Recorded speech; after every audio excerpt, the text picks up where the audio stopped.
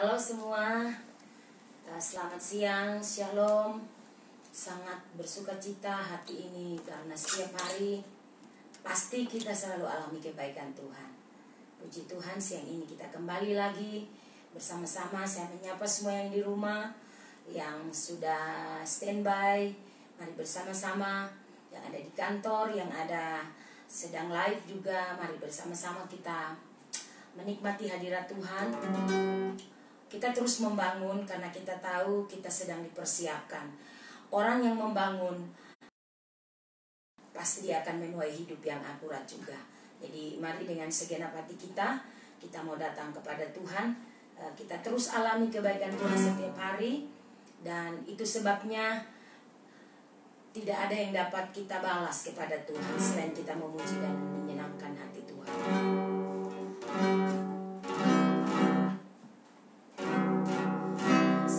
Yesus, mari sama-sama kita nyanyi pujian ini. Kasih Yesus.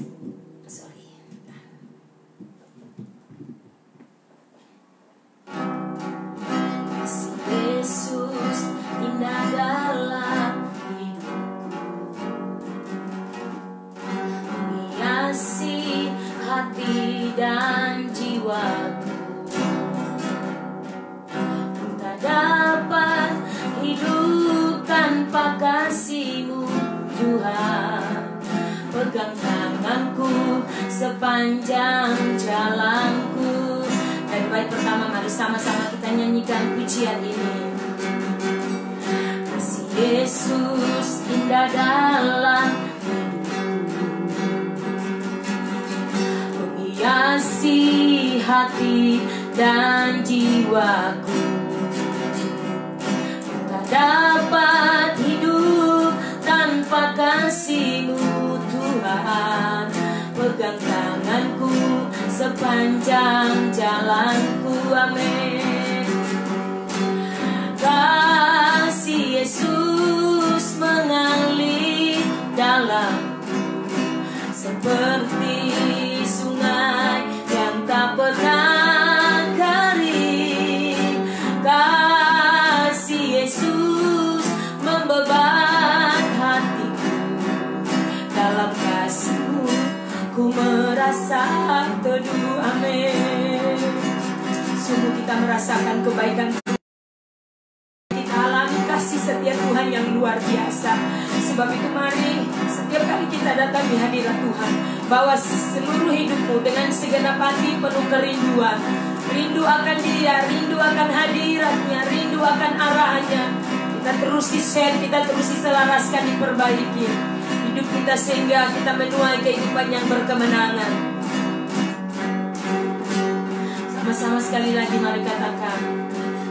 Kasih Yesus indah dalam hidupku, amin Tuhan.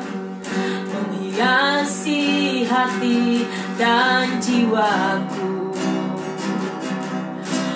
Dapat hidup tanpa kasih-Mu Tuhan. Pegang tanganku sepanjang jalanku. Kasih Yesus indah dalam hidupku, oh, menghiasi hati dan jiwaku. Ku tak dapat hidup tanpa kasih-Mu Tuhan. Pegang tanganku sepanjang jalanku. Kasih Yesus mengalir dalamku seperti sungai yang tak pernah kering. Oh, kasih Yesus membebat hatiku, dalam kasih-Mu ku merasa teduh. Dalam kasih-Mu ku merasa teduh. Mari sembah Dia. Terima kasih Tuhan buat kesempatan siang ini bersama-sama satukan hati menyembah-Mu. pujamu ya Allah yang hidup. Terima kasih Yesus, terima kasih Roh Kudus, buat karyamu di sepanjang hidup kami. Terima kasih Tuhan, Kau sungguh baik, Kau sangat baik. Terima kasih Bapa, ini hati kami, kami sungguh merasakan kebaikan-Mu, kasih-Mu yang sempurna menyertai hidup kami, menuntun kami. Kami ada sampai hari ini sungguh karena kebaikan-Mu Tuhan. Haleluya. Shadalabase dalamata kadalabase dikata pranda ya dalabasha dalabalabase shikadalabaya dalabashanda dalabalabase. Terima kasih Roh Kudus, terima kasih Tuhan, Kau sungguh baik, Kau segalanya bagi kami. Dalam hadirat-Mu kami merasakan kasih-Mu Tuhan. Dalam hadirat-Mu tidak pernah terputus. Kasih Tuhan yang sempurna itu mengaliri seluruh hidup kami bagaikan sungai yang tak pernah kering. Terima kasih Bapa untuk semua yang Tuhan Kau terus kerjakan dalam hidup kami. Dan kami alami, kami terus dibangun di dalam Engkau. Roh Kudus, terima kasih terus men-set hidup kami. Siang ini kembali lagi kami tersedia bersama-sama, karena kami percaya ketika hidup kami terus tersedia, fokus, dibangun terus di dalam Engkau, maka kami percaya kami tak akan sama lagi. Membangun kehidupan yang akurat di dalam kebenaran firman-Mu, biarlah itu menjadi fokus kami hari-hari ini, 7 bulan ke depan. Hamba berdoa Roh Kudus mampukan kami semua. Urapan kuasa hadirat Tuhan menjamah dan mencengkeram kami, sehingga kami sungguh-sungguh alami ada kekuatan yang baru dalam hidup ini. Terima kasih Bapak, urapi kami semua, urapi seluruh generasi apostolik yang sedang menonton, yang sedang live dari rumah-rumah, bahkan para simpatisan jemaat umat Tuhan yang di kantor ataupun lagi di lapangan. Kami berdoa Tuhan menjamah kami, roh pewahyuan dan roh hikmat, roh pengertian datang pada kami, sehingga firman-Mu kami dapat cerna dengan baik, kami dapat terima dan kami mengerti dalam hidup kami setiap hari. Kami tidak mampu melakukannya. Demi nama Yesus kami berdoa, kami sambut firman Tuhan pada siang hari. Haleluya, amin. Baik, shalom Bapak Ibu. Senang sekali, sungguh bersuka cita karena Tuhan begitu baik dalam hidup kita. Secara pribadi saya dan keluarga, hari-hari yang kita lalui, kita terus mengalami kesaksian betapa Tuhan begitu baik dalam hidup kita. Oleh karena itu saya percaya hal yang sama juga pasti dialami oleh saudara. Itu sebabnya mari kita terus men-set seluruh hidup kita, mengembangkan selalu, menjaga selalu kesadaran akan Tuhan dalam hidup kita, sehingga hari-hari yang kita lalui akan menjadi indah karena kita mengalami damai, mengalami sukacita, tidak mengalami kehidupan yang sebaliknya, tapi kita mengalami hidup yang terus dibangun di dalam Dia. Oleh karena itu hal yang penting hari-hari ini kita harus kerjakan adalah secara rutin setiap hari. Saudara, kita sudah mengikuti, sudah memasuki bagian ke-9 ya, bagaimana hidup kita harus dibenahi sehingga menjadi akurat. Kita setiap hari begitu dipenuhi dengan berbagai hal ya, mudah gampang menyerah, mudah khawatir, takut ya, bahkan hal-hal yang kadang-kadang sangat tidak etis gitu, seringkali itu menjadi sifat kita.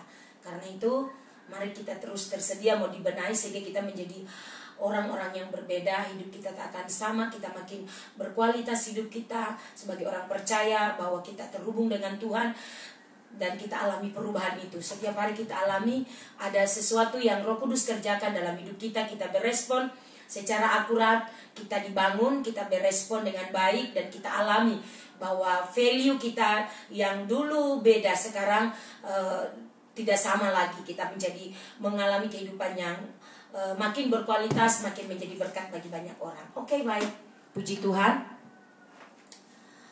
Saya sudah pakai AC tapi tetap keringat, begitulah saya. Saya punya suhu tubuh ini tidak bisa tahan panas. Ya, jadi walaupun di AC saya tetap keringat. Oke, kita sama-sama lihat, kita baca firman Tuhan sebelum kita lanjut. Ada hal penting yang terus secara jasmani, secara lahiriah gitu, kita harus terus melihat kondisi di sekitar kita sehingga memastikan kita ada hal-hal yang Roh Kudus sebenarnya sedang kerjakan untuk memastikan kita terus terbangun. Jadi kita juga harus peka sehingga makin dibaharui, kita makin sadar bahwa realita hadirat Tuhan itu begitu nyata dalam hidup kita, ya.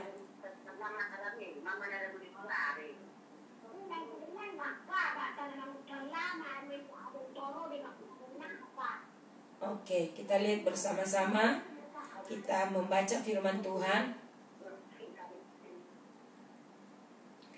Kita membaca firman Tuhan dari kitab Amsal. Sorry, tadi ada yang lewat sedikit. Kita baca kitab Amsal pasal 20 ayatnya yang Amsal 28 ayat yang ke-20. Kita baca firman Tuhan di situ. Amsal 28 ayat 20 dikatakan, orang yang dapat dipercaya mendapat banyak berkat, tetapi orang yang ingin cepat menjadi kaya, saya ulangi, tetapi orang yang ingin cepat menjadi kaya tidak akan luput dari hukuman. Dalam terjemahan FAYH, terjemahan firman Allah hidup, dikatakan begini, orang yang setia akan mendapat banyak berkat, tetapi orang yang ingin cepat kaya akan segera menemui kegagalan. Oke. Di mana-mana setiap orang pasti ingin uang, di mana-mana setiap orang pasti ingin kebutuhan hidupnya sehari-hari terpenuhi. Karena itu betapa uang ini memiliki peranan yang sangat-sangat amat penting dalam hidup semua orang, baik kita yang sudah bertobat, bahkan juga mungkin orang yang apalagi yang belum bertobat. Jadi uang ini menjadi alat tukar, ya, alat tukar untuk membeli dan menjual. Jadi betapa peranan uang ini sangat luar biasa. Itu sebabnya dari kemarin di bagian ke-8 itu kita belajar bagaimana Tuhan di sana menyingkapkan tentang kita mengabdi kepada dua Tuhan. Kalau kita menyangkan seorang, pasti yang lain tidak akan disenangkan gitu. Jadi betapa mamon ini memiliki sangat pengaruh. Bahasa di Alkitab dikatakan mamon ini punya pengaruh yang begitu kuat sehingga membuat seseorang dia bisa tidak menyenangkan yang hamba yang lain, Tuhan yang lain daripada Tuhan ini, ya, mamon. Jadi kita bisa tidak menyenangkan Tuhan akibat daripada mamon. Jadi cinta akan uang juga di firman Tuhan dikatakan adalah akar dari segala kejahatan. Karena itu saya memastikan kita semua melihat kondisi hari-hari ini dan hari-hari ke depan, uang ini akan sangat memegang peranan yang sangat amat penting. Dan kita tahu sendiri dengan adanya Corona ini begitu luar biasa menghantam seluruh aspek kehidupan kita. Dan terbesar adalah ekonomi kita sedang menuju pada keong. Ekonomi kita itu bahasa kerennya, ya.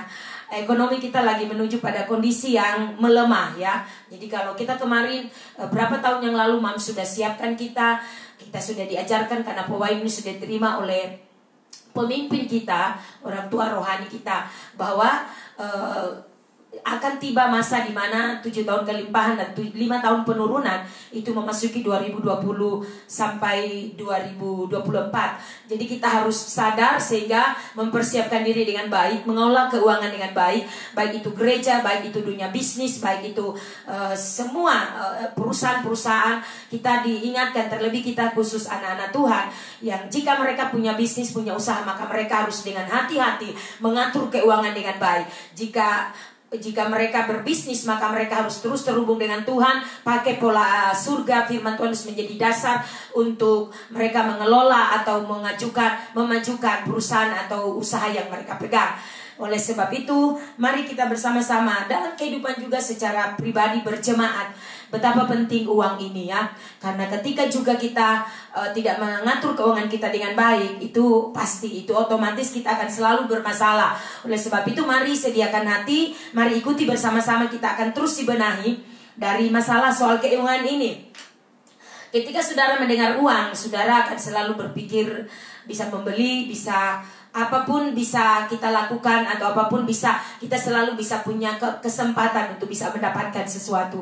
Ya, itu sebabnya mari kita bersama-sama melihat bagian ini, bahwa ternyata kunci kelimpahan itu, ya, di firman Tuhan itu ada beberapa kunci kita mendapatkan kelimpahan. Jadi hukum kelimpahan itu akan terjadi kepada orang-orang yang benar-benar hidup, benar-benar dapat dengan tujuan kita dapat mendapatkan apa yang menjadi goal kita, atau apa yang menjadi tujuan kita. Misalnya keluarga kita bahagia, kita punya uang, anak-anak bisa sekolah. Tentu kita perlu ketulusan dan kemurnian, motivasi kita yang benar.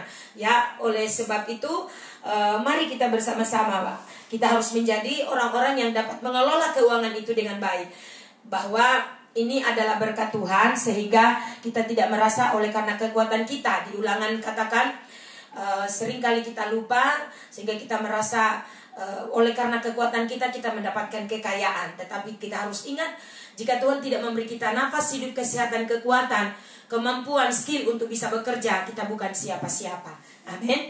Itu sebabnya biarkan tangan Tuhan sendiri yang akan memberkati kehidupan kita, sehingga kita mengalami kelimpahan. Kita harus set hati kita begitu banyak kebutuhan-kebutuhan yang berjejer, anak-anak sekolah, anak-anak kuliah, kebutuhan bayar rumah yang masih kos, kebutuhan bayar listrik, dan lain-lain, untuk membeli dalam kelangsungan hidup kita. Tapi firman Tuhan berkata dalam Amsal 10:22 dikatakan, berkat Tuhan yang menjadikan kaya, susah payah tidak menambahinya. Jadi harus dipahami bahwa berkat Tuhanlah yang membuat kita kaya, susah payahnya tidak akan menambahinya. Yang bagaimana itu berkat Tuhan itu? Artinya kita di ayat yang 1 Samuel pasal 2 ayat 7 dikatakan, Tuhan membuat miskin dan membuat kaya, Ia merendahkan dan meninggikan juga. Jadi semua dalam kekuasaan Tuhan. Membuat orang kaya, membuat orang jadi miskin juga ada di dalam kekuasaan tangan Tuhan. Mari kita lihat bersama-sama sehingga kita menyelaraskan hidup kita dengan baik, sehingga kita tidak lagi bermasalah dari soal keuangan ini. Kita akan memiliki keuangan yang baik dalam kehidupan kita, keluarga kita, rumah tangga kita, atau yang berbisnis dalam usaha-usaha kecil-kecilan. Kita tidak akan mengalami masalah karena Tuhan nomor satu. Tuhan, kita taruh Dia di atas segala-galanya. Kita hanya pengelola, pemilik adalah Tuhan. Kalau kita punya usaha, kita punya semua yang ada, ingat bahwa itu bukan milik kita. Kita hanya pengelola, kita menikmati, tapi pemilik sesungguhnya adalah Tuhan. Itu yang harus saudara tanamkan, kita semua tanamkan di dalam pikiran kita. Saya misalnya contoh, Tuhan kasih fasilitas mobil, itu bukan milik saya, walaupun di STNK-nya nama saya, tapi saya harus sadar bahwa itu adalah milik Tuhan. Saya hanya pengelola, saya hanya sebagai pemakai. Dan saya harus sadar selalu, tidak menjadi lupa diri bahwa itu adalah berkat Tuhan. Tuhan telah memberi saya bonus untuk bisa punya fasilitas dalam pelayanan. Amin, Bapak Ibu. Itu sebabnya hal ini tetap berlaku terlepas dari orang mengetahui atau tidak akan hukum kelimpahan ini. Tapi tetap kita harus sadar bahwa percaya atau tidak, hukum tersebut akan berlaku dalam hidup kita. Amin. Kita lihat bersama-sama bahwa hidup kita, tidak ada orang di dunia ini tidak suka uang. Ya, oleh karena itu, tetapi uang tidak boleh menguasai kita. Dengan kata lain, uang tidak boleh menjadi tuan, menjadi mamon. Kita sudah menyembah uang, mengejar uang gila-gilaan, tapi Tuhan kita tinggalkan. Artinya motivasi kita menjadi salah. Kita menomorduakan Tuhan. Ya, oleh karena itu, saya mau katakan di sini, uang bukan segala-galanya, tapi Tuhan di atas segala-galanya. Jadi Tuhan harus di atas kekuasaan, apapun pengaruh uang, Tuhan harus berkuasa di atas segala-galanya. Kita harus memberikan penghormatan kita kepada Tuhan. Amin. Beberapa hal misalnya dalam hukum kelimpahan. Yang pertama misalnya kita lihat bahwa orang yang rajin itu pasti dia kaya, saudara ya. Orang yang rajin. Coba kita lihat sebentar di Amsal pasal yang ke-10. Coba kita baca ayat 4. Amsal pasal 10 ayat yang ke-4 dikatakan begini, orang malas akan segera jatuh miskin, pekerja yang rajin akan menjadi kaya. Jadi perhatikan ada dua perbedaan. Orang yang malas akan segera jatuh miskin. Jadi dengan sudah menunggu gitu. Kemiskinan itu sudah menunggu. Itu bagi orang malas. Tapi bagi pekerja rajin, dia akan menjadi kaya. Dia menabung, dia rajin, dia menyimpan atau memanage dengan baik. Pasti dia akan mengalami kelimpahan. Dia pasti mengalami yang dinamakan orang kaya, ya. Nah, orang kaya yang luar biasa karena Tuhan. Kita lihat sama-sama dalam terjemahan firman Allah yang hidup. Ini betul dalam terjemahan firman Allah yang hidup. Kita lihat yang berikut lagi di dalam Matius pasal 17. Coba kita lihat sama-sama di Matius pasal yang ke-17. Apa kata firman Tuhan di sana? Matius pasalnya yang ke-17, ayatnya yang ke-24 sampai dengan 27. Oke, saya baca buat kita Matius 17 ayat 24 sampai 27. Yesus membayar bea untuk bait Allah. Ketika Yesus dan murid-muridnya tiba di Kapernaum, datanglah pemungut bea bait Allah kepada Petrus dan berkata, "Apakah gurumu tidak membayar bea 2 dirham itu?" Jawabnya, "Memang membayar." Dan ketika Petrus masuk ke rumah, Yesus mendahulunya dengan pertanyaan, "Apakah pendapatmu, Simon? Dan siapakah raja-raja dunia ini memungut bea dari pajak dan rakyatnya atau orang asing?" Jawab Petrus, "Dari orang asing." Maka kata Yesus padanya, "Jadi bebaslah rakyatnya. Tetapi supaya jangan kita menjadi batu sandungan bagi mereka, pergilah memancing ke danau, dan ikan pertama yang kau pancing tangkaplah dan bukalah mulutnya, maka engkau akan menemukan mata uang 4 dirham di dalamnya. Ambillah itu dan bayarlah kepada mereka, bagiku dan bagimu juga." Dalam terjemahan firman Allah yang hidup, itu dikatakan ayat 24, Ketika mereka tiba di Kapernaum, pemungut pajak bait Allah menghampiri Petrus dan bertanya, "Apakah gurumu tidak membayar pajak?" "Tentu saja ia membayar," jawab Petrus. Lalu ia masuk ke dalam untuk membicarakan hal itu dengan Yesus. Tetapi sebelum ia mendapat kesempatan untuk berkata-kata, Yesus bertanya kepadanya, "Petrus, menurut pendapatmu, apakah raja-raja memungut upeti dari rakyatnya sendiri atau dari orang-orang asing yang dijajahnya?" "Dari orang asing," jawab Petrus. "Jika demikian," kata Yesus, rakyat sendiri bebas, tetapi kita tidak mau menyinggung perasaan mereka. Karena itu pergilah mengail ke pantai, bukalah mulut ikan pertama yang kau tangkap, engkau akan menemukan sebuah mata uang yang cukup untuk membayar pajak. Kita berdoa, ambillah uang itu dan bayarlah kepada mereka." Amin, Bapak Ibu. Jadi ini adalah hukum kehidupan sebagai orang yang diberkati. Hukum kehidupan sebagai orang yang orang yang rajin sehingga diberkati, orang yang rajin mempergunakan waktunya, kesempatan yang ada dengan baik. Jadi bukan bermalas-malasan. Alkitab berkata, pemalas belajarlah kepada semut. Jadi kita begitu rendah kalau kita pemalas. Karena semut lebih bijak, ya, dia lebih kalau dibandingkan dengan kita, sehingga kita disuruh belajar pada semut. Dengan kata lain, semut pada saat musim panas dia mengumpulkan. Nah, oleh karena itu harusnya kita juga menjadi orang yang bijak, bukan pemalas. Tapi kita menjadi orang yang bijak sehingga hidup kita terus akurat. Kita bisa mengalami kehidupan yang tentunya berbeda dari biasanya. Keluar dari kemalasanmu dan ayo benar-benar mempergunakan waktumu dengan baik sehingga engkau tidak akan kerugian atau kemiskinan tidak bersegera menghampirimu. Amin. Mari kita melihatnya. Lanjut, hukum buah sulung. Coba kita lihat dalam firman Tuhan ini makin rohani nih. Hal-hal yang utama, hal-hal yang sulung dari semua gitu. Kita lihat sama-sama di Amsal. Ketika kita melakukan hukum ini, hukum kelimpahan melalui menghormati dan menghargai buah sulung. Kita lihat sama-sama di dalam Amsal pasalnya yang ke-10. Pasal 3. Amsal pasal 3 ayat 9 sampai 10. Amsal pasal 3 9 sampai 10. Dikatakan dalam terjemahan umum, dikatakan begini, "Muliakanlah Tuhan dengan hartamu dan dengan hasil pertama dari segala penghasilanmu." Yang bagaimana itu, Mam? Misalnya contoh, ketika engkau baru memulai pekerjaan, maka gaji pertamamu itu engkau tidak pakai, engkau kasih sebagai buah sulung di rumah Tuhan. engkau persembahkan itu sebagai buah sulung. Ini hanya dapat terjadi ketika saudara sudah memiliki pemahaman. Tapi kalau saudara belum paham, belum mengerti, belum diberitahu, atau bahkan saudara pengertian saudara, dasar keyakinan saudara belum dibenahi, maka saudara tidak akan mampu untuk melakukan itu. Artinya selalu, karena uang selalu punya peranan penting. Saudara mungkin sudah punya agenda, sudah punya budget untuk beli apa dan apa, atau mungkin dalam kehidupan banyak sekali kekurangan. Tapi bagi orang yang benar-benar mengerti dan paham, dia dasar keyakinannya berubah, sudah dibaharui dan makin taat, makin setia, tahu mengelola keuangan dengan baik, maka tidak peduli kekurangan apapun, tidak peduli kebutuhan apapun, orang tersebut akan selalu menghormati Tuhan. Amin. Di ayat yang ke-10 dikatakan, maka lumbung-lumbungmu akan diisi penuh sampai melimpah-limpah, dan bejana pemerahanmu akan meluap dengan air buah anggurnya. Amin, Bapak Ibu. Dalam terjemahan firman Allah yang hidup dikatakan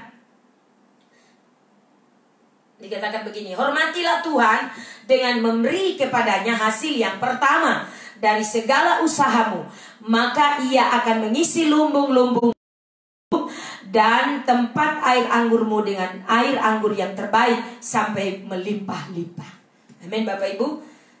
Ya, jadi begitu kehidupan kita mentaati firman. Ini adalah firman, bukan perkataan ibu gembala atau pendeta siapapun, tapi ini adalah firman Tuhan, dan tidak ada alasan bagi kita sebagai anak-anak Tuhan untuk tidak mentaati.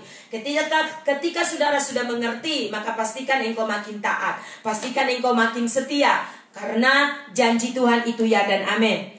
Hukum yang lain lagi, hukum kelimpahan, hanya beberapa hal penting. Hukum tabur tuai, ya. Hukum tabur tuai, ketika kita menabur maka kita pasti menuai. Di dalam Kejadian dikatakan ada musim menabur, tapi juga ada musim menuai. Selagi masih ada matahari, maka artinya kita masih bisa menuai, masih dapat menuai. Oleh karena itu jangan berhenti tangan kita untuk terus menabur. Menabur di sini, misalnya saudara digerakkan Tuhan untuk membantu pekerjaan Tuhan, itu adalah salah satu bagian dari engkau menabur buat pekerjaan Tuhan. Dan engkau tidak berpikir nanti kebutuhan saya gimana, tapi kau percaya bahwa Tuhan pasti akan memberkati. Engkau memberi sesuatu kepada orang, engkau menabur. Jadi engkau memberikan sesuatu hadiah kepada orang, itu engkau sedang menabur kebaikan kepada orang, maka pasti engkau juga akan menuai kebaikan. Mungkin orang akan kasih kau sesuatu yang ada yang sama, ada juga yang berbeda sesuai dengan apa yang mungkin Tuhan melihat kerinduan hatimu, sesuai dengan kebutuhanmu, ya. Tuhan mengirimnya lewat orang itu. Amin. Jadi kita harus menabur. Di 2 Korintus itu, ya, memang tidak usah baca ayat terlalu banyak, tapi saudara bisa lihat di 2 Korintus pasal 9 ayat 6 sampai 11, ya. Supaya kita bisa menyelesaikan ini. Masalah keuangan ini kita harus atasi dengan baik. Kita harus benar-benar dibenahi, hati kita tersedia, kita rendah hati. Jangan saudara berpikir, ini uang saya, terus kenapa ibu gembala harus masuk campur. Saya pastikan engkau hidup akurat dari segi keuangan. Engkau mempersiapkan, mengelola, memanage keuanganmu hari-hari ke depan, karena akan terjadi penurunan yang luar biasa. Itu sebabnya uang yang ada engkau harus belajar memanage, mengaturnya dengan baik. Karena itu dengarkan firman ini, dengarkan arahan ini, supaya engkau makin diberkati oleh Tuhan. Engkau menjadi orang yang diberkati oleh Tuhan. Amin. Kita lihat yang berikut, bahwa kita juga seringkali melakukan suatu kebaikan-kebaikan yang mengikuti suara hati nurani. Ada Roh Kudus yang begitu kuat di dalam kita. Itu adalah sikap tindakan yang kita lakukan sebagai bentuk dari kita memiutangi Tuhan. Waktu kita melakukan sesuatu kepada orang lain, tanpa kita sadari, itu kita memiutangi Tuhan, bukan kepada orang itu. Sehingga seringkali yang terjadi adalah kita suka mengungkit, orang lain tidak balas, atau orang lain lupa. Tapi sudah harus tahu bahwa ketika engkau berbuat baik kepada orang, engkau memiutangi Tuhan. Kita coba lihat lebih baik ayatnya di Amsal 19 ayat 17. Amsal 19 ayat yang ke-17. Demikian bunyi firman Tuhan. Dalam terjemahan firman Allah yang hidup dikatakan begini, menolong orang miskin sama saja dengan memberi pinjaman kepada Tuhan. Perhatikan baik-baik. Dan ia akan memberi bunga yang tinggi untuk pinjaman kita itu.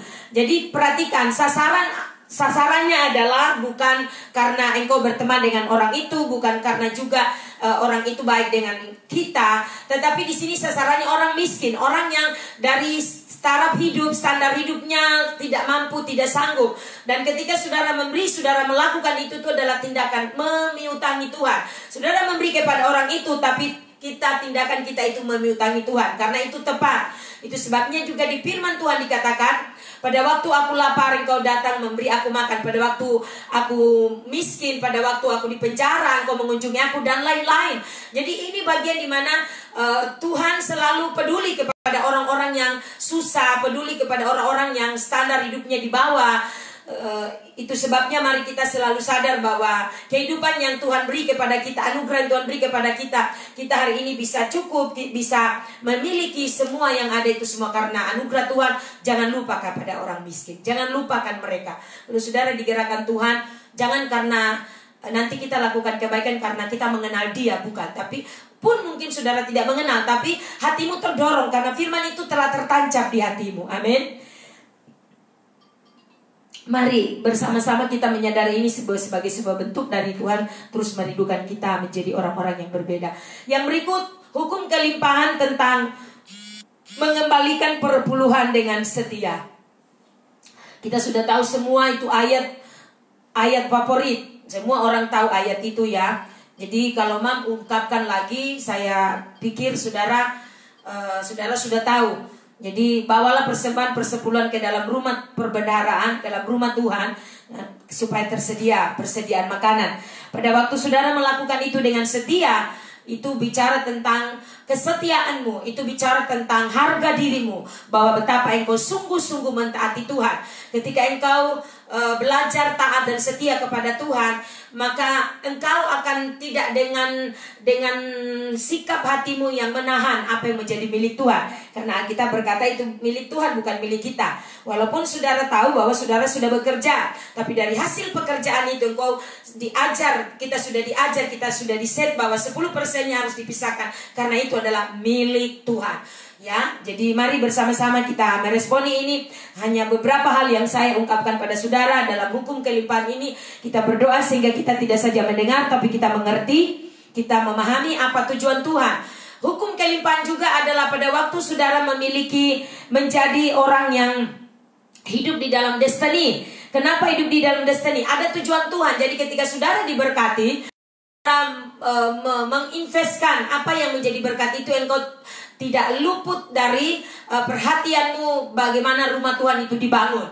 Jadi ada destiny bahwa tujuan engkau diberkati Tuhan, tujuan engkau diberikan Tuhan kekayaan, kelebihan, supaya engkau juga melihat bahwa dari kehidupan yang kau bangun ada destiny Tuhan. Sehingga destiny itu tidak mungkin kau jalani hanya dengan tangan kosong, tapi ada hal-hal yang kau harus bersinergi dengan rumah Tuhan untuk bisa apa yang menjadi visi, apa yang menjadi tujuan gereja itu untuk menjangkau kota, membawa terobosan. Itu perlu dana, perlu budget. Jadi engkau juga terlibat di sana karena hidup kita membawa destiny ya. Jadi itu hukum kelimpahan yang berikut. Yang berikut lagi bahwa kita memiliki hukum kelimpahan melalui ikat janji. Saudara, kebanyakan hari-hari minta maaf sebelumnya, tetapi kita harus belajar bahwa kita harus belajar tertanam di dalam satu rumah rohani. Karena ketika engkau tertanam, itu akan menunjukkan dan membuktikan engkau akan bertumbuh, berakar kuat di sana, ada terhubung dengan memiliki ikat janji dengan keluarga rohani, terlebih orang tua rohani yang biasanya kita sebut itu gembala atau pemimpin ya. Bapak gembala atau ibu gembala, seperti kami di sini, anak-anak sering memanggil saya mam gembala ya, atau ibu gembala. Nah, oleh karena itu, saudara, ini betapa penting kita berfokus kepada hal ini. Jangan saudara anggap remeh nih. Jadi kalau saudara tertanam di salah satu gereja, saudara harus belajar berkomitmen. Kita memiliki ikat janji. Ayo kita lihat sama-sama dulu firman Tuhan di dalam Ulangan pasal 8. Kita lihat sama-sama di situ. Ulangan pasal 8 ayat yang ke-17 dan 18. Ulangan pasal 8 ayat 17 dan 18. Demikian bunyi firman Tuhan. Maka janganlah kau katakan dalam hatimu, kekuasaanku dan kekuatan tanganku lah yang membuat aku memperoleh kekayaan ini. Tetapi haruslah engkau ingat kepada garis bawah, harusnya engkau ingat kepada Tuhan Allahmu, sebab dialah yang memberikan kepadamu kekuatan, ingat baik-baik, untuk memperoleh kekayaan, dan dengan maksud meneguhkan perjanjian yang diikrarkannya dengan sumpah kepada nenek moyangmu. Katakan amin. Jadi jelas sekali ya, ingatlah rumah Tuhan, ingatlah kepada Tuhan, sebab Dia yang memberikan kepada kita kekuatan untuk mendapatkan memperoleh kekayaan, dengan maksud supaya meneguhkan janji. Itu adalah bukti dari meneguhkan janjinya kepada kita, bahwa Tuhan, kalau kita setia sungguh-sungguh mengandalkan Tuhan, maka berkatnya akan mengalir dalam hidup kita. Amin. Jadi ada beberapa poin ya dalam hukum kelimpahan ini. Saya berdoa kita semua ada 7. Jadi kita semua hukum buah sulung ya, hukum kelimpahan soal mengembalikan buah sulung, hukum kelimpahan soal bagaimana saudara menjadi orang yang rajin ya, memiutangi Tuhan, melakukan kebaikannya kepada orang miskin, membantu mereka. Jadi saudara jangan anggap remeh ya. Itu adalah sebuah perbuatan yang sangat luar biasa karena kita memutangi Tuhan. Oke, itu demikian yang kita bisa lihat bersama-sama di sini. Kita berdoa di bagian ke-9 ini menolong kita semua sehingga makin akurat di dalam Dia, dalam mengelola keuangan dan mendistribusikan keuangan kita dengan baik pada tujuan dan sasaran yang tepat, sehingga kita makin diberkati Tuhan, makin dipercayakan Tuhan dalam segala yang menjadi janji Tuhan sepanjang kita masih hidup di dunia ini. Oke, kita pindah pada poin ke-10 ya. Kita masuk pada bagian yang ke-10, bagian ke-9 kemarin. Jadi tadi sebagian yang saya belum sampaikan. Sekarang kita masuk pada bagian ke-10, membangun kehidupan yang akurat di dalam kebenaran firman Tuhan, bagian 10. Kita harus pahami prinsip ini, bahwa Tuhan tidak pernah memberkati anak-anaknya itu kurang. Sekali lagi saya ulangi, kita harus memahami prinsip ini, bahwa Tuhan tidak pernah memberkati anak-anaknya itu kurang. Minimal Dia memberkati cukup. Jadi minimal Tuhan memberkati kita itu cukup, tidak kurang-kurang amat, bahkan sama sekali berkekurangan ya. Dan apabila kita mengelola berkat keuangan yang ada secara bijak, pasti jadi berlebih ya. Jadi lebih gitu, jadi bertambah gitu ya. Kita lihat di Amsal pasal 13 ayat 11. Di sana firman Tuhan berkata, harta yang cepat diperoleh akan berkurang, tetapi siapa mengumpulkan sedikit demi sedikit menghemat pengeluaran sehingga ada sisa untuk disimpan dan diakumulasikan. Sebagai diakumulasikan maksudnya ya. Jadi kita harus belajar untuk mengumpulkan sedikit. Jadi kita punya kekayaan, kita punya uang, belajar menabung. Kemarin Mam sudah utarakan itu, jadi tidak usah jabarkan lagi. Tapi kita harus memanage keuangan kita dengan baik. Amin. Karena ketika kita memiliki pedoman yang baik dalam memastikan penggunaan uang kita ya terdistribusi dengan baik, tersalur dengan baik. Kita membantu orang juga, tapi bukan berarti kita lupa diri kita ya. Kita membantu orang, tapi kita juga harus memperhatikan kebutuhan di rumah.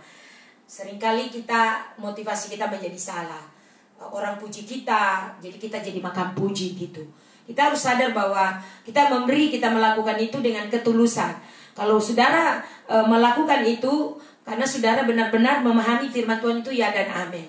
Saudara melakukan itu dengan dasar kasih yang tulus dan murni, dan saudara pure memberi, dan tidak berharap nanti ada pengembalian, tidak berharap nanti satu ketika orang itu mengembalikan. Tidak, itu tulus. Dia mengembalikan atau tidak, itu bukan urusan kita. Kita sudah berbuat kebaikan. Amin. Yang pertama, ini dari bagian 10 ya. Jadi prinsip ini dasar keyakinan kita bahwa Tuhan tidak pernah memberkati anak-anaknya itu kurang. Karena itu kita perlu pedoman-pedoman penting untuk kita bisa menggunakan keuangan kita dengan baik. Yang pertama, pastikan dalam kehidupan kita, maksudnya dalam keuangan kita ya, maksudnya dalam pengaturan keuangan kita, telah terbangun nilai-nilai dasar yang akurat tentang uang ya. Jadi yang pertama, bagian ini menegaskan kepada kita bahwa kita harus memiliki dasar keyakinan atau nilai-nilai dasar yang akurat bahwa keuangan itu sangat sangat penting, tapi juga akan berbahaya ketika kita tidak mengelolanya dengan baik. Jadi poin ini, uang hanyalah alat, itu harus kita tahu. Dasar yang harus saudara pahami bahwa prinsip yang harus saudara pahami adalah bahwa uang itu hanyalah alat bantu, alat penukar dan pengukur dari potensi atau keahlian.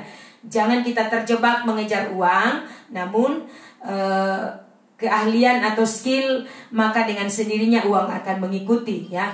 Jadi jangan terjebak hanya mengejar uang, namun keahlian dan skill. Karena kalau keahlian dan skill, kita bisa kapanpun, keahlian itu tidak pernah mubazir. Kapanpun ketika engkau punya keahlian dibutuhkan, engkau bisa mendapatkan uang. Itu begitu juga skill. Ketika saudara punya skill, saudara akan dibutuhkan dan itu menghasilkan. Kalau uang hanya sekedar mengejar nilai-nilainya saudara, ya tentu kita tidak akan bisa bertahan lama, karena potensi yang kita miliki hanya sebuah keahlian untuk mengejar uang, ya. Jadi yang berikut, uang harus selalu diposisikan sebagai sarana. Jadi bukan menjadi tujuan utama. Jadi menjadi sarana penukar, ya. Menjadi sarana untuk kita berbuat kebaikan, menjadi sarana untuk pekerjaan Tuhan bisa berjalan, menjadi sarana untuk bisa anak-anak kita bisa sekolah, atau mungkin kita bisa membeli rumah, atau bisa membeli hal-hal yang kita butuhkan dalam hidup kita. Ingat bahwa cinta akan Tuhan dan penggenapan rencananya harus menguasai hidup kita. Jadi kecintaan kita akan Tuhan itu harus menjadi dasar yang kuat dalam hidup kita. Bahwa cinta akan Tuhan dan penggenapan rencananya harus menguasai hidup kita, sehingga tidak ada ruang untuk kita cinta akan uang yang begitu berlebihan, ya. Nah, ketika saudara mencintai uang berlebihan, kita akan menjadi orang yang kalau dapat saya bilang trauma gitu. Karena kehidupan dulu mungkin susah, ketika saudara sudah diberkati, saudara takut susah lagi, maka saudara bekerja gila-gilaan. Sampai saudara sadar bahwa waktu-waktu di mana engkau bisa beribadah, waktu-waktu di mana engkau bersaat teduh tidak lagi terbangun dengan baik. Saya pastikan engkau akan mengalami penurunan. Saya pastikan engkau akan merosot imanmu. Ingat kemarin Mam sudah bagikan bagaimana kehidupan Lot. Karena itu kita tidak boleh ceroboh, kita harus memastikan hidup rohani kita juga terus terbangun. Saudara bekerja, saudara mendapatkan uang, tetapi engkau punya dasar nilai-nilai yang benar tentang uang, bahwa uang itu hanya sarana. Amin. Jadi adalah lebih mudah untuk kita menghemat uang daripada harus mencari uang. Atau saudara dapat saya katakan seringkali kita suka boros gitu, suka berboros, beli ini beli itu. Kita harus sadar bahwa lebih baik kita berhemat, karena mencari uang itu tidak gampang, mencari uang itu tidak mudah. Orang bekerja keringat, panas dan lain-lain di situasi kondisi apapun seperti sekarang ini, orang sebenarnya takut keluar rumah, tetapi demi pekerjaan, demi makan, demi kelangsungan hidup, sehingga tetap perusahaan mempekerjakan karyawannya karena ada kebutuhan besar di negeri ini. Oleh karena itu saudara, mari kita terus merendahkan hati. Kita harus sadar bahwa kehidupan saudara dan saya yang kita bangun harus membayar ini dan membayar itu. Tetapi engkau tidak boleh melihat ini sebagai sesuatu yang membuat engkau menjadi gila-gilaan gitu. Kalau saya tidak kerja, saya mau makan apa?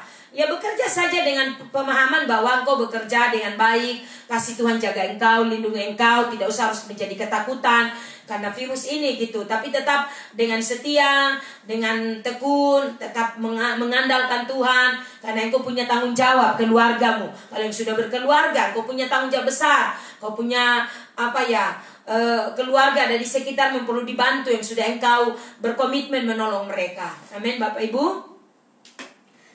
Itu sebabnya kita harus belajar berhemat. 5 tahun penurunan ke depan, kita sudah ada di tahun 2020 sesuai dengan pengajaran firman Tuhan, pewahyuan yang sudah Mam sudah ajarkan. 2020, siapa mau tahu kita ada di titik ini gitu? Tidak ada satu orang pun yang tahu. Kita tiba-tiba mengalami pandemi corona dan menghantam seluruh lini kehidupan, sampai 200 lebih negara lockdown, dan ini mengakibatkan ekonomi keok, ya. Ekonomi mengalami pukulan yang berat. Dan secara khusus kita Indonesia, pemimpin kita, kalau saudara lihat di berita bagaimana Pak Presiden berusaha mulai menyerukan, memberi arahan kepada BUMN, kepala BUMN untuk mulai melirik lahan-lahan yang kosong demi sandang dan pangan ke depan untuk persiapan rakyat Indonesia. Ya, sebelum terlambat, ini lagi sementara menuju. Jadi kita harus selalu juga di rumah kita bisa pergunakan waktu dengan baik. Kalau masih bisa ada tanah kosong, kita harus pergunakan juga menanam walaupun mungkin cuma cabai dan lain-lain, tapi kita bisa memetik, bisa meringankan beban kita gitu. Amin, Bapak Ibu. Ya, oleh sebab itu kita harus terus menyadari bahwa apapun jumlah uang yang kita miliki itu bukan segala-galanya. Ingat ya, tetap Tuhan di atas segala-galanya. Saudara mungkin merasa punya tabungan udah cukup, tetapi jangan berharap di situ. Hidupmu harus terus dibangun, di-set di dalam kebenaran. Engkau bersyukur sudah terlatih menyimpan, dan engkau pasti akan ditolong oleh Tuhan, diselamatkan di masa-masa sukar. Amin. Karena itu saya menyerukan dari tempat ini, belajarlah untuk menyimpan, belajar menabung, berhemat ya. Kalau sudah ada ya saudara sudah tahu lah, Mam, tidak usah beberkan.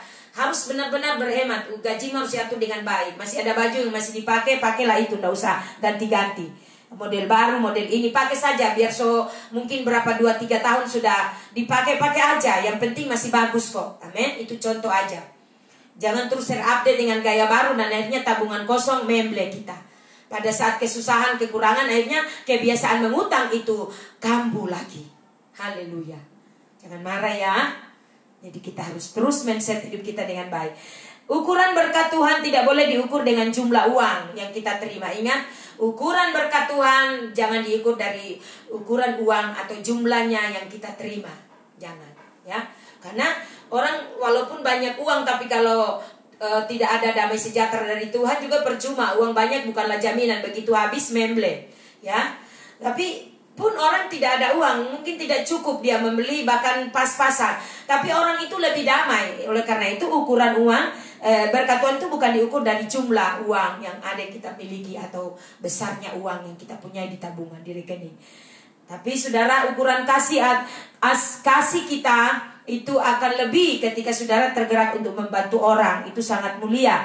Harus karena itu tidak harus, ukuran kasih itu tidak harus diukur dengan kita memberi uang.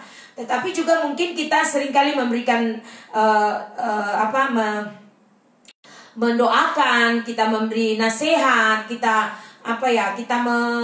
menolong, mengingatkan. Itu adalah suatu ukuran berkat yang Tuhan sudah taruh dalam hidupmu. Engkau memahami jalan-jalan hidup, mungkin firman banyak Tuhan bukakan dan singkapkan, kita bagikan kepada orangnya. Mungkin saya tidak bisa beri uang kepada saudara, tapi dengan saya membagi firman Tuhan, menginspirasi saudara, membuat saudara hidupmu diubahkan, itu adalah berkat yang luar biasa. Amin. Jadi ukuran kasih tidak harus diukur dengan uang. Tapi jika saudara juga bisa melakukan itu dengan bentuk pemberian berupa uang atau sebuah barang kebutuhan yang lagi dibutuhkan, ya betapa mulianya. Jadi tidak ada masalah ya. Tapi jangan diukur dengan hanya ukuran kasih kita kepada orang itu hanya selalu dengan uang ya. Berdoa juga saudara sudah melakukan bagian itu. Yang berikut, yang kedua, pastikan kita memiliki terbangunnya kebiasaan dan yang selalu mengutamakan Tuhan dari segi keuangan. Jadi selalu mengutamakan Tuhan. Itu terbangun nomor 1. Karena selalu ada masalah dalam hidup kita ketika keegoisan kita begitu tinggi. Kebutuhan kita lebih utama daripada kita menghormati Tuhan. Jadi kita harus berubah. Apa itu? Misalnya kalau kita dalam rumah rohani kita sudah tahu. Ya, sekali lagi saya bilang masalah soal misalnya perpuluhan. Saya bersyukur. Mungkin kalau saya dapat bayangkan sebagai gembala, saya menjadi gembala yang benar-benar luar biasa bersyukur kepada Tuhan. Karena saya membangun jemaat dan mempersiapkan mereka, dan saya tidak susah untuk artinya tidak harus memaksa-maksa mereka gitu. Itu kesadaran sudah begitu luar biasa terbangun. Sehingga beberapa saat ini kita tidak ibadah, gereja tutup. Ya, biasanya kan kita jemaat itu bawa di amplop per bulan mereka masuk. Tapi mereka dengan sendirinya. Jadi saya tidak ambil langkah cepat dan bilang, karena kita Jadi tolong ini rekening mam, silakan transfer. Tapi jemaat-jemaat ini karena sudah terbangun, mereka minta mam tolong kirim nomor rekening, kami mau transfer perpuluhan. Itu luar biasa saudara. Jadi saya bersyukur jemaat ini, dan saya pastikan kehidupan ekonomimu akan diberkati Tuhan.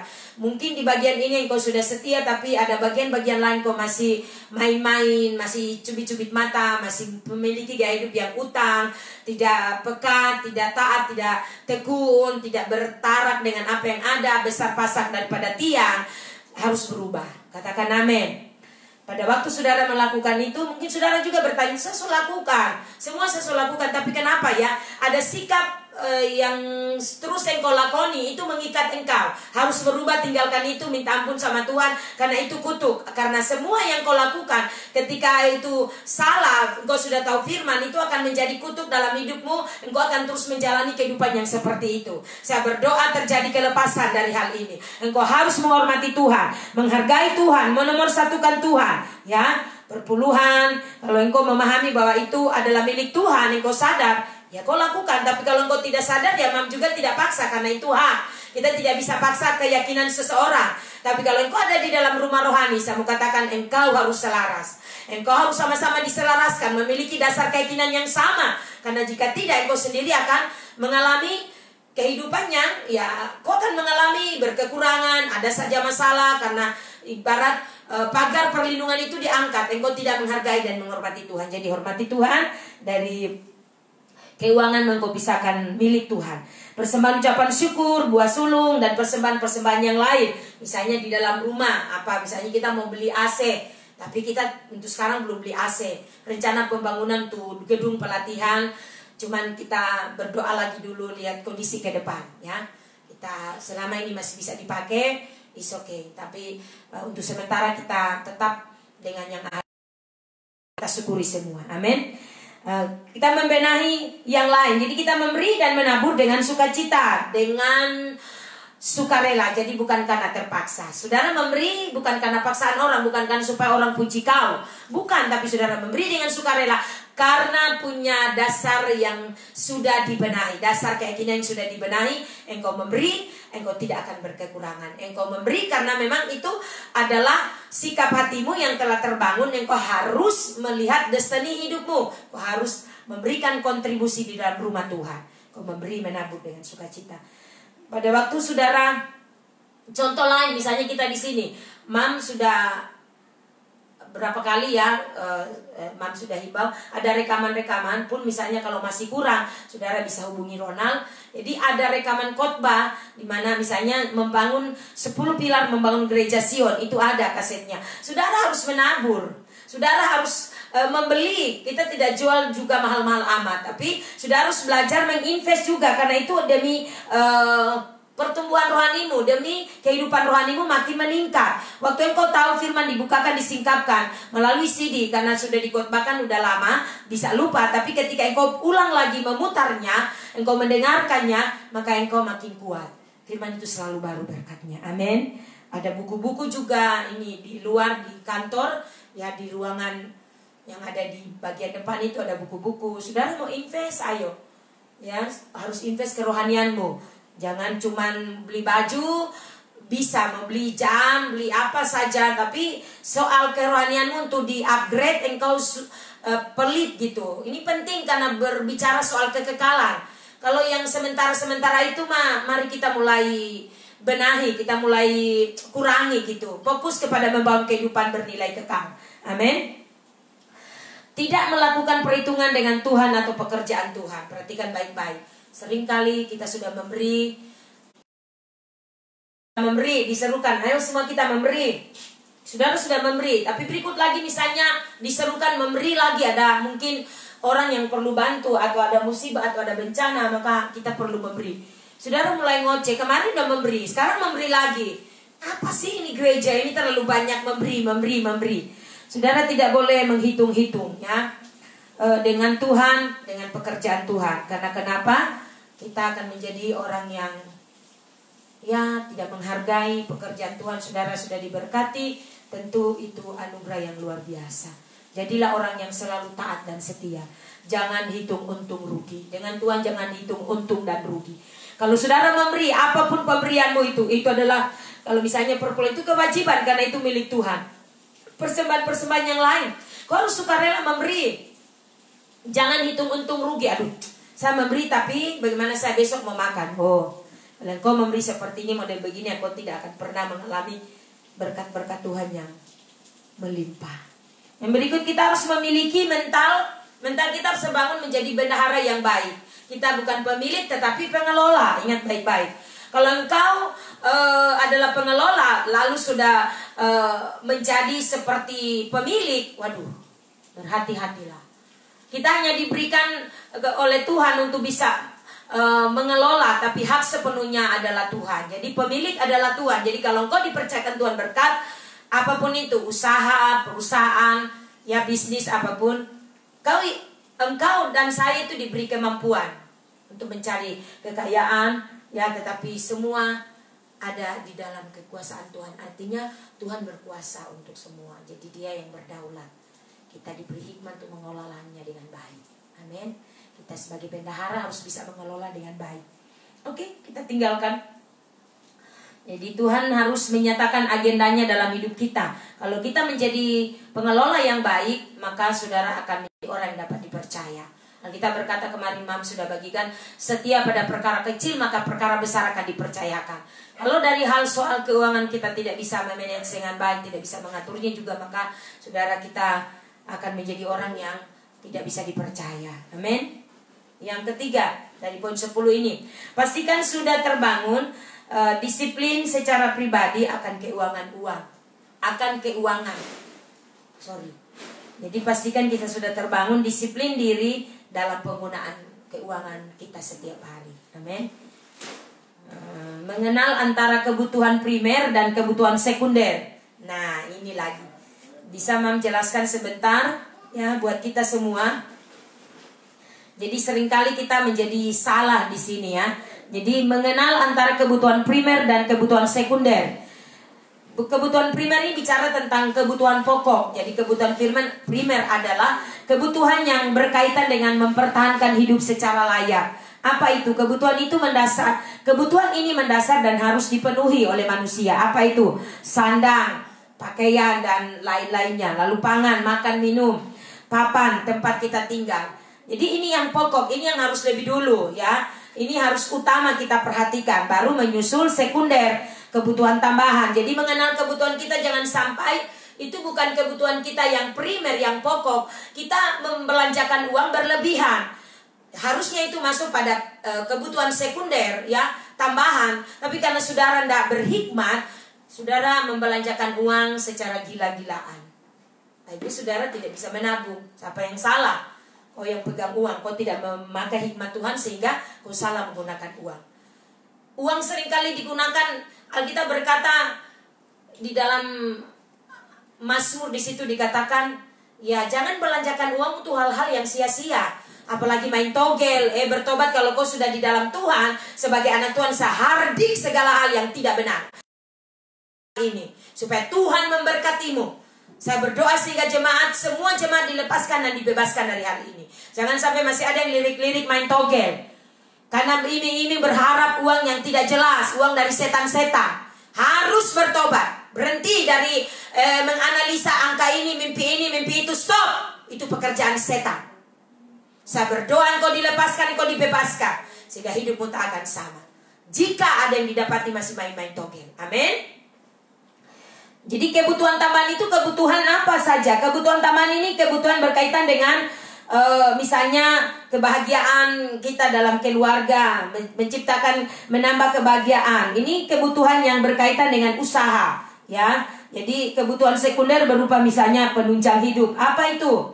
Misalnya kita pendidikan anak-anak, misalnya menambah beli mobil, itu kebutuhan sekunder, tinggal tambahan. Jadi tidak mesti harus motor dan lain-lain, ngambil rumah. Kita harus berpikir apa ya, artinya ya rumah itu tempat tinggal penting, tapi kita juga harus selalu berpikir cicilannya, mengatur keuangan. Kalau keuanganmu belum stabil, jangan, karena itu akan membahayakan.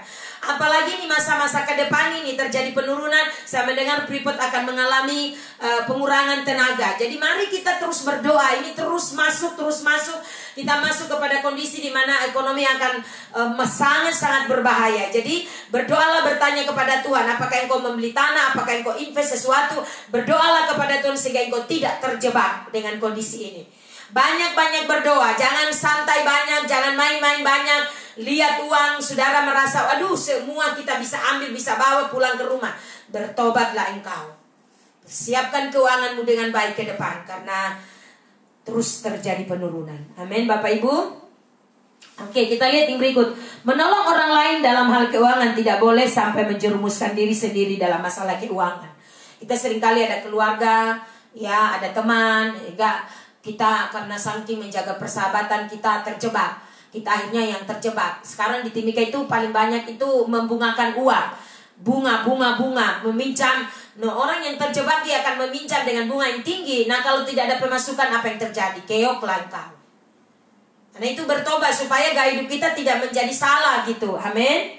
Mari yang kelima, jangan pernah menjadikan potensi keuntungan menjadi patokan untuk kondisi keuangan kita. Jadi artinya bahwa saudara melihat ada potensi keuntungan ini dan akhirnya saudara menjadi kondisi keuangan kita menjadi terganggu. Jadi jangan pernah menjadikan potensi keuntungan untuk menjadi patokan kondisi keuangan kita.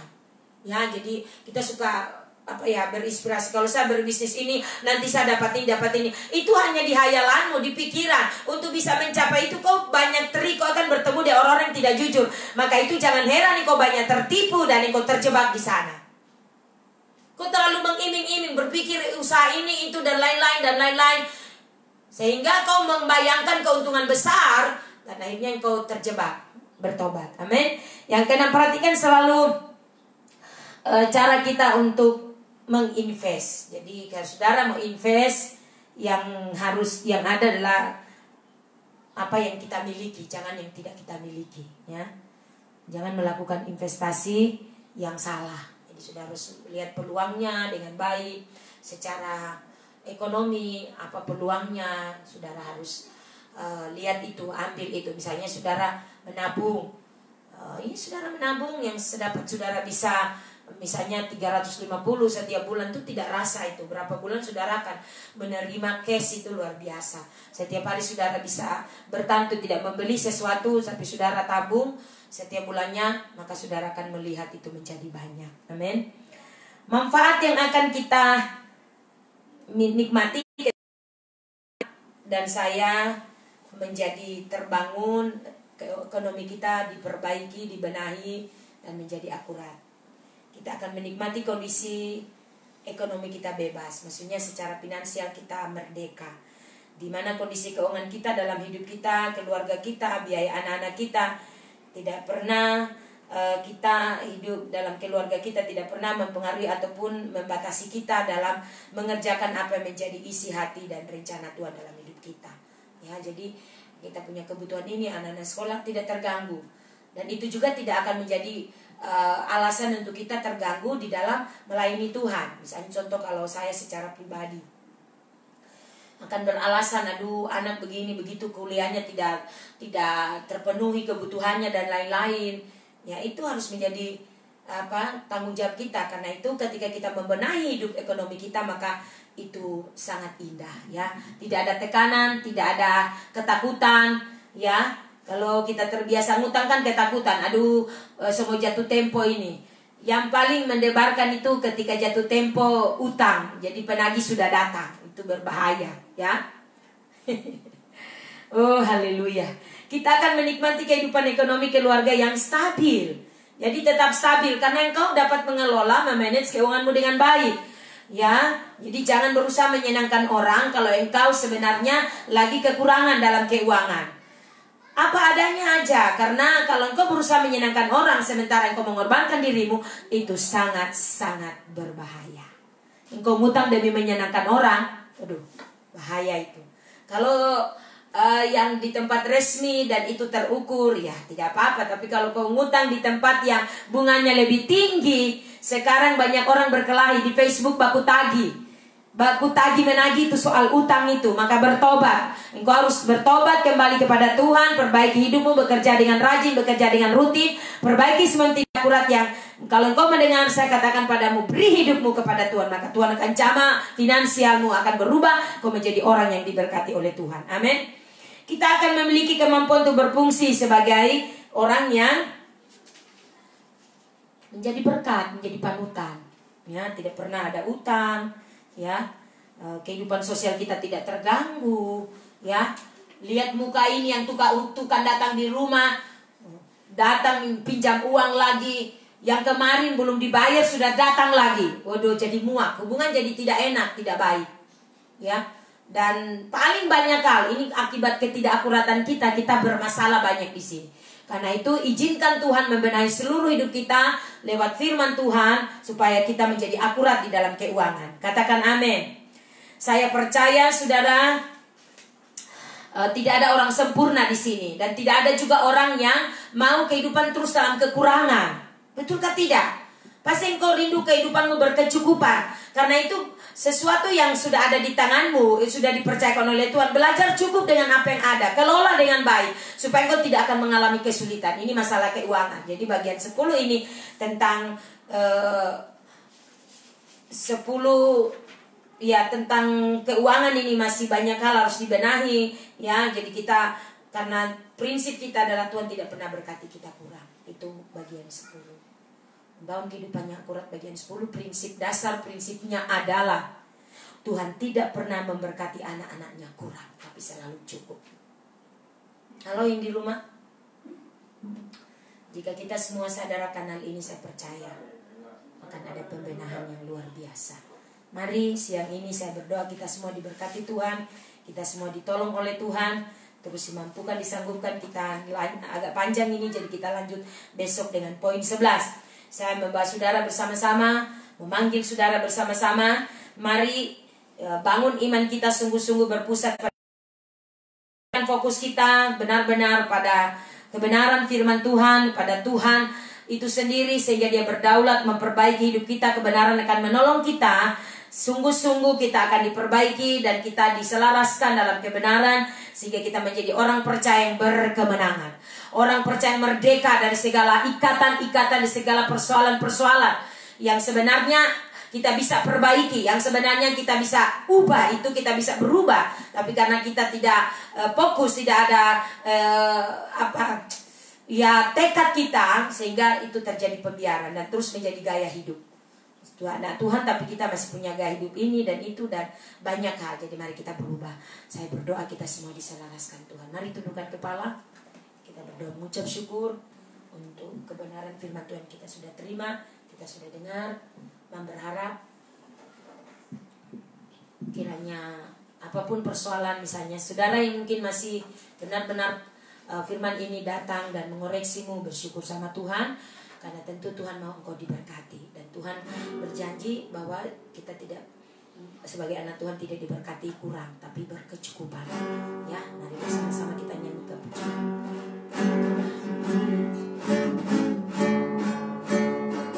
Kasih dari surga memenuhi tempat ini. Katakan, kasih dari Bapa surgawi. Yes, amin. Kasih dari Yesus, kasih dari Yesus mengalir di hati, membuat damai di hidupku. Mengalir kasih dari tempat tinggi, kasih dari tempat tinggi,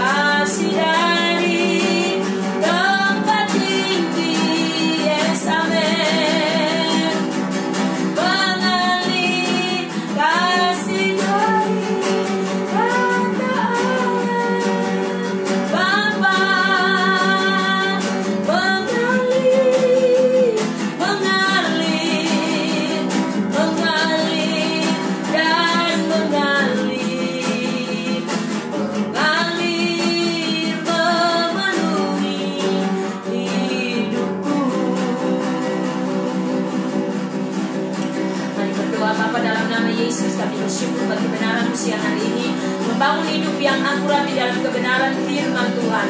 Sama-sama kami sudah dilawat di jalan dan diberkati Tuhan dengan firman ini.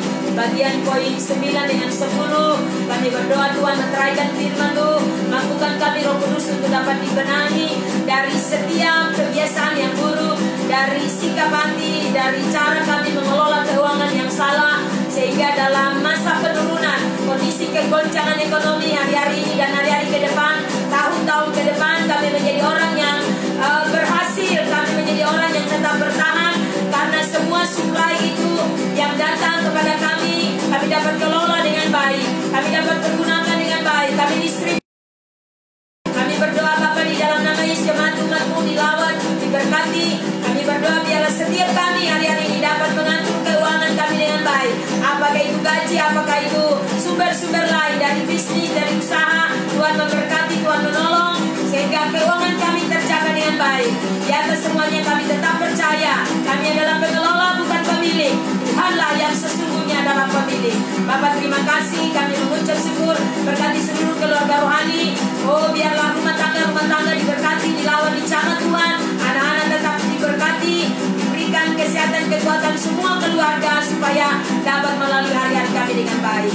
Lalu juga kami berdoa para simpatisan yang lain, jemaat-jemaat yang di luar kota, di berbagai kota di Indonesia ataupun di luar negeri, Tuhan memberkati, Tuhan melawat. Biarlah semua kami hari-hari ini tetap bertahan, tetap teguh, dan terus tersedia terhubung dengan ruang tata, terus tersedia diselaraskan dalam frekuensi yang sama, yaitu kebenaran hidup yang akurat di dalam Engkau. Kami berdoa terjadi di dalam nama Yesus. Lalu kami deklarasikan terus, Timika sehat, terima kasih Tuhan. Timika bebas COVID-19. Oh Tuhan, apapun kondisi keadaan terupdate, kami tak berkata Tuhan baik. Tuhan pegang kendali di situasi ini, sebab kami tahu Allah berkuasa, Allah berdaulat atas segala keadaan ini. Hanya satu hal, ajar kami tetap berlari kepada Tuhan, berlindung kepada Tuhan, sebab hanya Tuhanlah sumber perlindungan kami yang sempurna. Gunung batu keselamatan kami, kota benteng kami. Kami bersyukur Bapa siang hari ini. Kami berdoa memberkati Indonesia juga Tuhan. Terima kasih dalam perlindungan penyertaan Tuhan, pemimpin kami, Pak Presiden, Wakil Presiden, para menteri dan semua. Oh Tuhan, dari pusat sampai ke daerah-daerah, provinsi, kota, kabupaten, kecamatan, dan juga kelurahan-kelurahan, dari pegunungan, lembah, pesisir, masyarakat dari pedalaman. Tuhan berkati senantiasa, hati yang terus mengandalkan Tuhan, hidup terus haus lapar akan Tuhan hari-hari ini. Kami berdoa mengucap syukur ya Bapa. Kami berkata semua kami dapatkan hari ini, miliki hari ini hanya oleh karena anugerah Tuhan. Kami bersyukur kami ada hari ini, itu semua karena anugerah. Biarlah kami terus menceritakan kebaikan Tuhan. Hidup yang kami miliki, kami punya ini, kami pergunakan untuk memuliakan Engkau. Terima kasih Bapak. Setiap pendengar, seluruh jemaat umat yang sudah serentak live setiap jam 12 siang hari, kami berdoa diberkati oleh Tuhan. Bersama-sama kami terus bergandengan tangan, setia untuk menyenangkan hati Tuhan. Terima kasih Bapak, terpuji nama-Mu. Kami berdoa mengucap syukur, akhiri doa kami siang ini, sharing kami firman Tuhan termeterai di dalam nama Yesus. Semua kami diberkati oleh Tuhan. Haleluya, terpujilah nama-Mu. Amin. Saya menyapa semua yang di rumah. Halo, shalom semua. Puji Tuhan sudah setia mengikuti live streaming dalam doa serentak setiap jam 12 siang. Dari ruangan kantor saya, Gereja GBI Apostolik Timika, mengucapkan terima kasih banyak kepada semua teman atas atensinya, care-nya, ya semua yang sudah dilakukan. Ya 2 hari lalu saya berhari ulang tahun. Saya tidak bisa membalas semua yang Bapak Ibu Saudara sudah lakukan doa dan support dan dukungan. Hanya saya berdoa kepada Tuhan, kiranya Tuhan memberkati Bapak Ibu, memberkati saudara, keluarga, anak-anak rohaniku. Terima kasih untuk atensinya, terima kasih untuk care-nya, semua yang saudara sudah lakukan. Saya sungguh-sungguh mengucap syukur, bangga punya anak-anak rohani yang luar biasa. Ya, apakah itu dalam bentuk barang, materi, dalam bentuk kata-kata, doa, support, dukungan buat saya, semua saudara saya terima dengan ucapan syukur. Terima kasih atas semua yang saudara lakukan. Doa saya saudara makin diberkati Tuhan. Puji Tuhan. Dan tak lupa juga saya mengucapkan selamat ulang tahun buat teman-teman yang berhari ulang tahun hari ini. Kehidupan kita terus makin lebih lagi di dalam Tuhan. Baik teman-teman gembala, teman-teman pendeta, dan juga jemaat-jemaat umat Tuhan, para simpatisan, selamat ulang tahun. Biarlah Tuhan terus memberkati kita semua dengan sehat dan kuat. Tuhan memberkati, shalom, salam sehat, selamat siang, selamat makan siang. Sampai ketemu besok jam 12 siang.